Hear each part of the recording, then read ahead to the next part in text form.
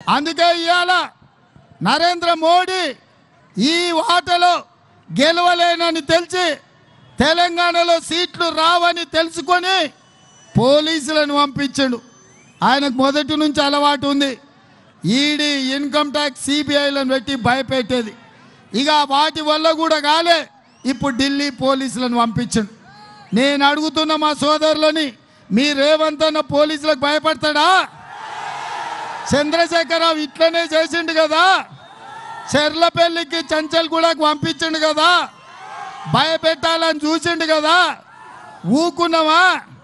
గోడకు బంతేసి కొడితే ఎంత వేగంగా పోయిందో అంతకంటే వేగంగా వచ్చి చంద్రశేఖరరావును బొంద పెట్టినాం కదా. మరి ఇవాళ బీజేపీ నాయకులు చంద్రశేఖరరావు చేసినట్టే చేస్తారు. నేను మోడీ గారి ప్రసంగం విన్నా. ప్రసంగం మొత్తం నన్ను తిట్టనికనే కేటాయించిండా. ఏందుందా, నేను ఎంఏ ముఖ్యమంత్రి అయ్యి 5 నెలలు అయింది. 10 ఏళ్ళు ప్రధానమంత్రిగా, 13 ఏళ్ళు ముఖ్యమంత్రిగా పెద్ద పెద్ద బాధ్యతలు చేసిన మోడీ గారు ఈ రాష్ట్రానికి వస్తే ఆయన మాట్లాడాల్సింది ఏంది?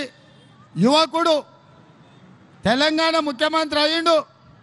ఆడబిడ్డలకు 35 కోట్ల మంది ఆడబిడ్డలకు ఆర్టీసీలో ఉచితంగా బస్సు రవాణా కల్పించిండు. నేను అభినందిస్తున్నా అని చెప్పాలి. ఎందుకంటే మా అక్కలకు అంతకుముందు అమ్మగారింటికి పోవాలన్నా ఆలోచన చేసేది. ఇప్పుడు అవసరమా పిల్లల ఫీజు కట్టాలని? ఇంటి ఆయనతో కొట్లాడితే అలిగినమని చూపించాలన్నా అమ్మగారింటికి పోలేని పరిస్థితి. అప్పుడో ఇప్పుడో పిల్లలకు సెలవులు వస్తే యాదగిరి గుట్టకు, భద్రాచలం రాముల వారిని దర్శించుకోవాలంటే ఇప్పుడు ఎందుకులే చూద్దాం కానీ పిల్లలకు పండుగకు బట్టలు కొనాలనుకునే పరిస్థితి ఉండే. కానీ ఇవాళ మా అక్కల్ని అడుగుతున్న వేలాది మంది మా అక్కలు వచ్చారు బోనకుండలు ఎత్తుకొని. అక్క, ఆర్టీసీ బస్సులో ఉచితంగా పోతలేరా? బాజాబ్తా చెయ్యి చూపిస్తే బస్సు ఆగుతుంది కదా, కావాల్సిన కాడే దిగుతురు కదా. మరి మోడీ వచ్చి అనాలి కదా, ఆడబిడ్డలకు ఆర్టీసీలో రేవంత్ రెడ్డి బస్సు ఉచితంగా ఇచ్చిండా? మంచి పిల్లగాడు మంచి పని చేసిండు ఆడబిడ్డ.